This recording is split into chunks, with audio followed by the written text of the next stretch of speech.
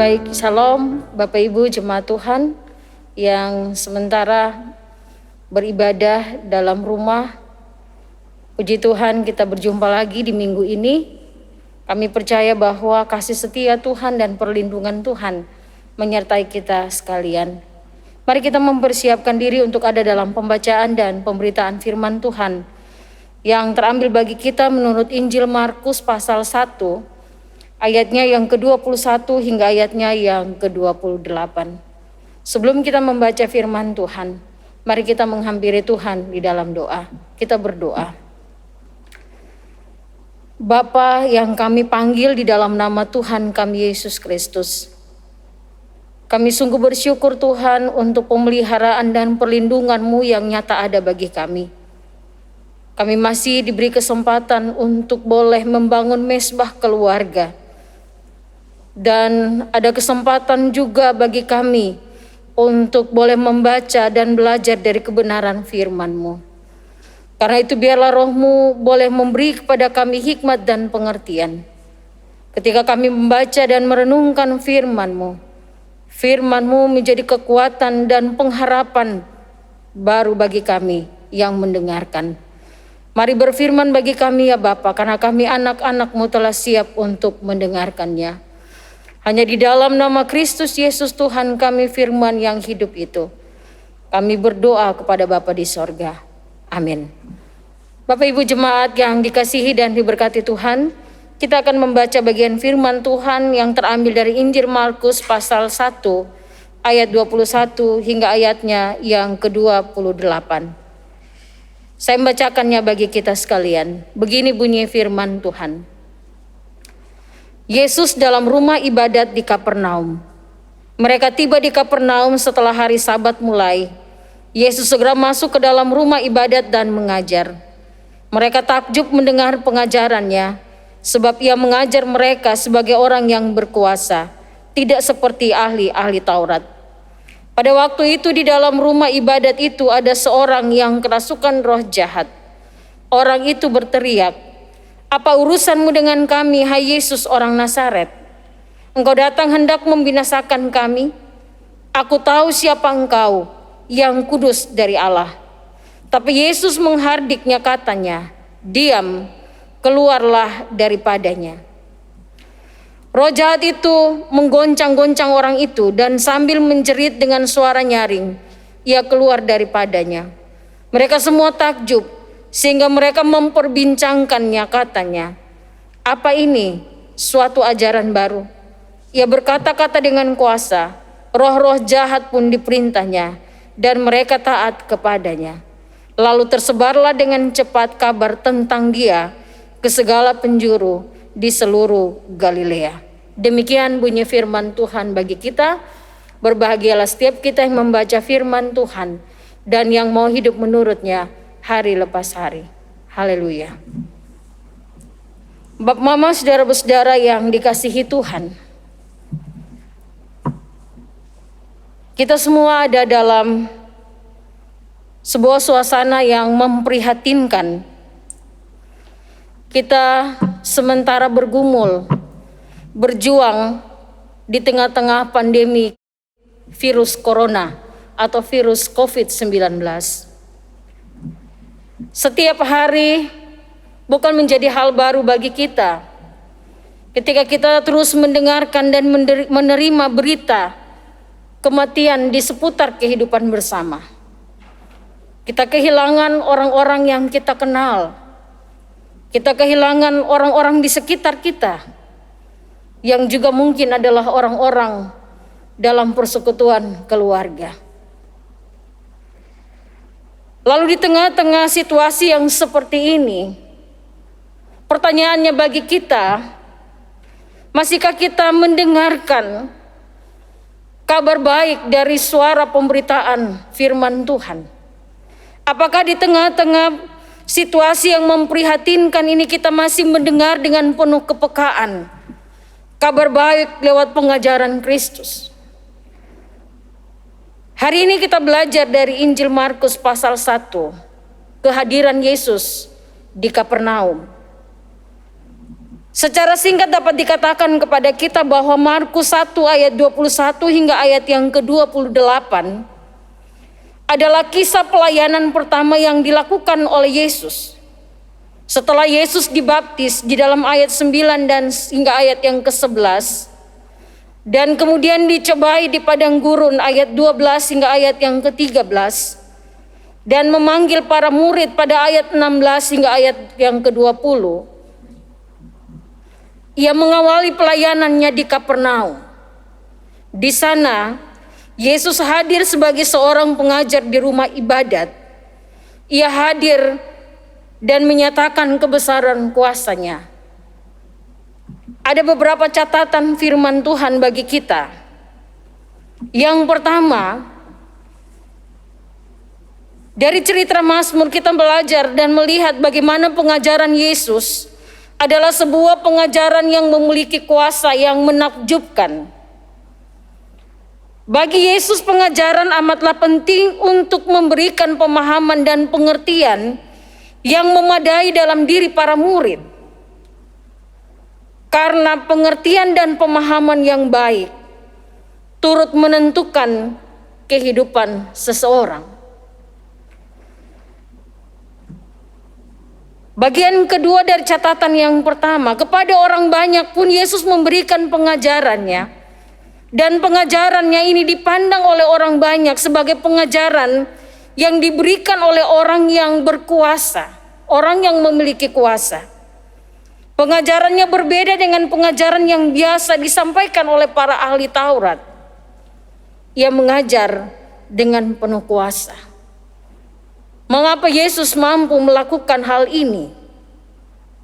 Karena yang diajarkan Yesus bukan untuk kepentingannya sendiri, tetapi untuk keselamatan orang yang mendengarnya, untuk membina orang-orang yang mendengarnya, untuk membina mereka untuk hidup secara benar dalam relasi dengan Tuhan dan sesama. Catatan yang ketiga, para murid takjub bukan hanya karena mendengar apa yang Yesus katakan. Mereka hidup bersama-sama Yesus, mereka telah melewati banyak hal bersama Yesus. Tetapi yang membuat para murid takjub adalah karena mereka melihat dan mengalami secara langsung bagaimana Yesus hidup dan dalam perkataan dan tindakannya. Bahwa apa yang Yesus katakan lewat pengajaran firman telah nyata ia hidupi dalam kesehariannya. Itulah mengapa para murid bahkan orang banyak melihat dan takjub apa yang disampaikan oleh Yesus dalam pengajarannya. Hal yang kedua, pengajaran penuh kuasa ini juga tampak dalam tindakan Yesus. Bukan saja dalam hal apa yang ia katakan dan ajarkan, tetapi dalam tindakan nyata. Nah, Bapak Mama, saudara-saudara, Markus hendak menyampaikan bahwa ajaran Yesus dan tindakan mengeluarkan roh jahat berhubungan erat satu sama lain. Kedua-duanya disertai dengan kuasa, baik itu pengajaran maupun juga ketika Yesus mengusir roh jahat keluar dari orang itu. Yesus melakukannya dengan kuasa yang sama.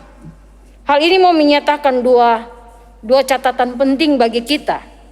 Yang pertama, ketika Yesus mengusir roh jahat itu, Yesus ingin menyampaikan bahwa kehadirannya ini tidak hanya untuk mengajar, tetapi juga membebaskan orang yang sedang dikuasai oleh roh jahat. Yesus tidak hanya mengajar dengan kata, tetapi juga dalam kuasa. Dan hal itu nyata dalam peristiwa pengusiran roh jahat yang sedang merasuki salah seorang yang hadir dalam rumah ibadah. Yang kedua, Yesus menyuruh orang yang kerasukan roh jahat itu untuk diam dan pergi. Karena Yesus tidak ingin orang yang mendengarkan pengajarannya mengenal Dia dan kuasanya yang menyelamatkan lewat pernyataan setan atau roh jahat. Yesus ingin kita mendengar pengajarannya, memiliki kepekaan melihat kuasanya, dan mengalami sendiri Tuhan dan kuasanya dalam hidup pribadi kita. Catatan ketiga, perenungan ketiga dari bagian firman Injil Markus pasal 1. Mengalami Tuhan sama dengan memiliki hidup yang berdampak. Yesus yang menjadi tokoh sentral dalam pembacaan kita pagi ini adalah pribadi yang dipilih oleh Allah di dalam ayat 11, dan melalui kuasa yang diberikan Allah kepadanya, Yesus hadir sebagai seorang penolong. Artinya bahwa kuasa Yesus adalah kuasa kasih yang menyelamatkan orang-orang yang menerima pengajarannya. Lewat kisah Yesus dalam rumah ibadat di Kapernaum ini, membuktikan bahwa pengajaran dan tindakan penuh kuasa Yesus ini ternyata menjawab salah satu kebutuhan hidup yang paling mendasar dari manusia, yaitu menerima pemulihan.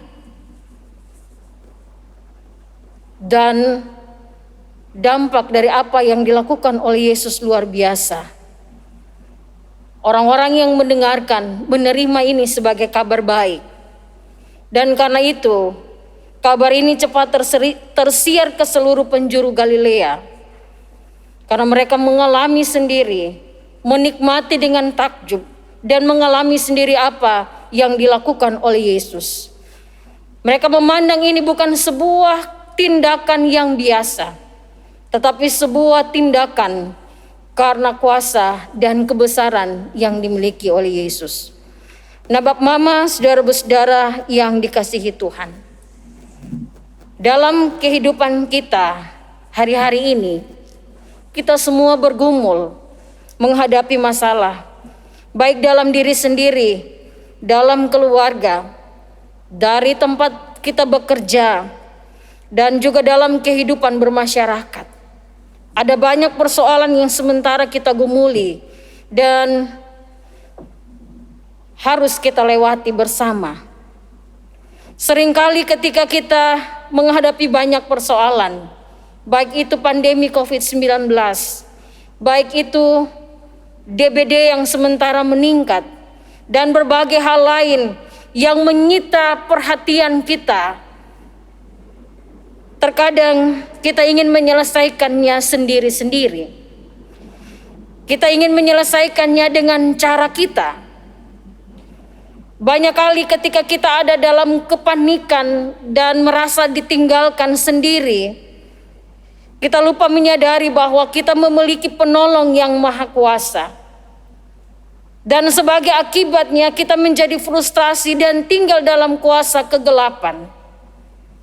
Bahwa pandemi COVID yang sementara meningkat ini juga seakan-akan merebut sukacita, kebahagiaan, kebersamaan dalam persekutuan bersama, berjemaat, bermasyarakat.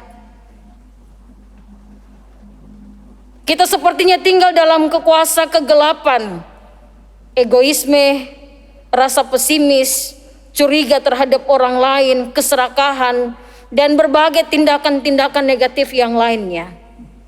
Intinya bahwa dalam berbagai pergumulan ini, banyak kali kita tinggal dalam kuasa roh jahat yang kita undang sendiri. Kita tidak melihat kuasa Allah dalam berbagai kemungkinan pertolongan yang sementara Allah kerjakan bagi tiap-tiap kita.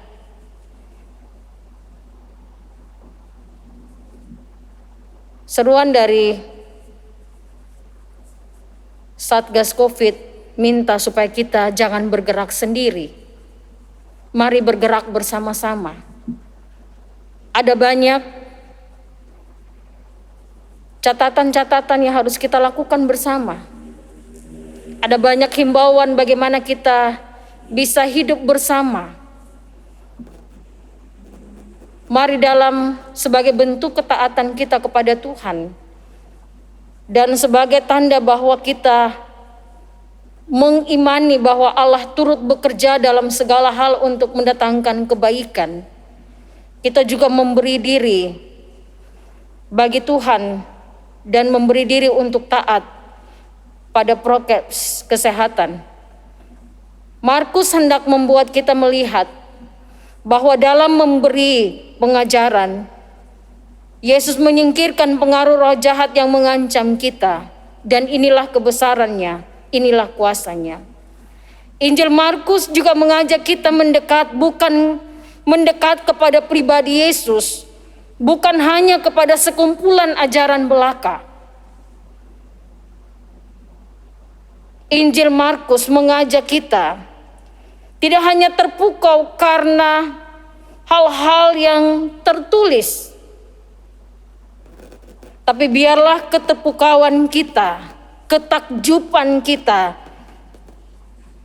muncul dalam sebuah keputusan kita berani datang mendekat dan mendengarkan Yesus, mengalami Yesus dalam perjalanan hidup bersama.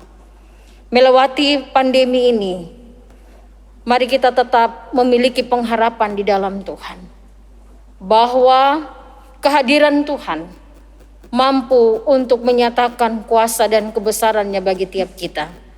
Bukan saja roh jahat yang disingkirkan dari kehidupan, dari tengah-tengah pelayanan di Kapernaum, di dalam rumah ibadah, tetapi kehadiran Yesus di tengah-tengah kehidupan kita mampu untuk menghalau semua kekuatan-kekuatan jahat, sakit penyakit, bahkan hal-hal yang mendatangkan duka cita dalam hidup kita.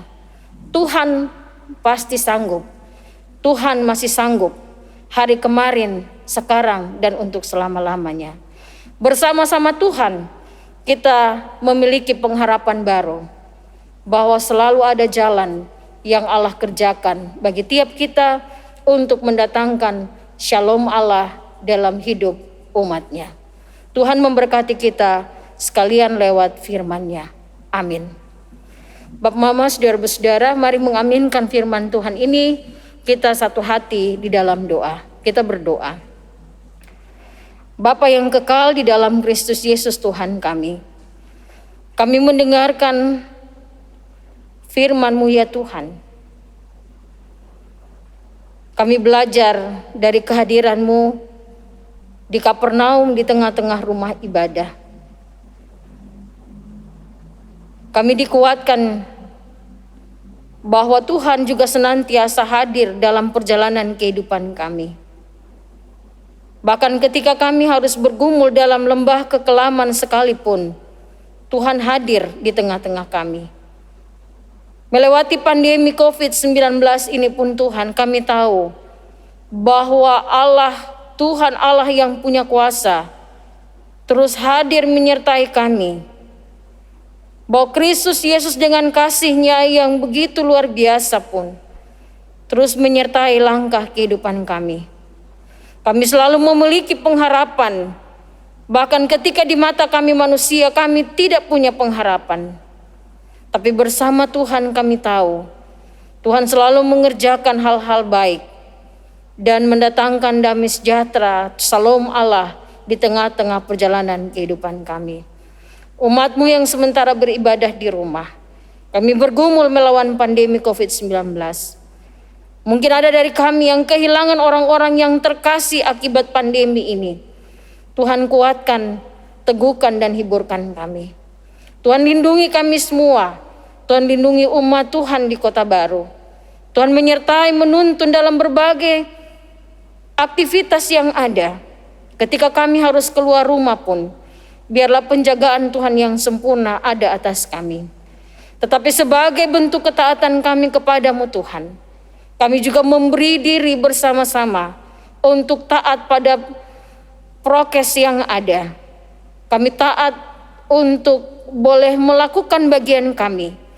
Dan kami memberi kesempatan bagi Tuhan untuk melakukan bagian Tuhan. Tuhan memberkati dan menopang kami semua. Memberkati kami ya Tuhan, menghadirkan sukacita dalam hidup kami. Tuhan menyertai dan menuntun kami sekalian dari sekarang kekal sampai selama-lamanya. Di dalam nama Kristus Yesus Tuhan kami sudah berdoa kepada Bapa di sorga. Amin.